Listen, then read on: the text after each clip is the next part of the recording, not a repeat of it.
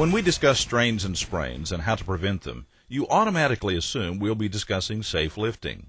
While lifting definitely is one of the risk factors, there is another one that is often overlooked, and it's standing.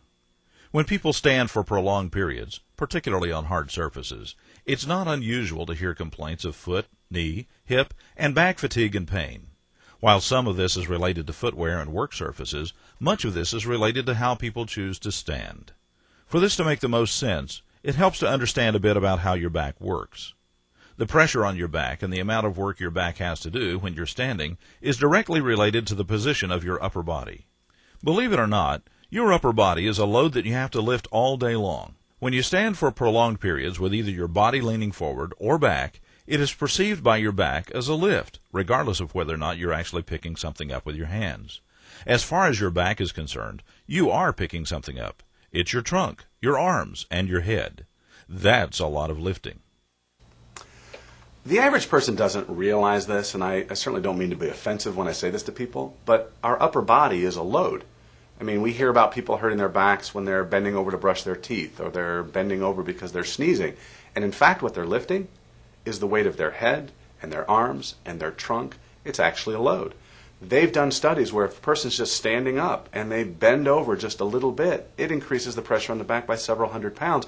That's before they've ever even picked anything up.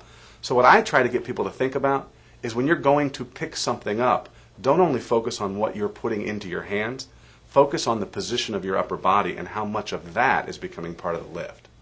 Keeping this information in mind, let's look at the first principle of better standing, staggered stance.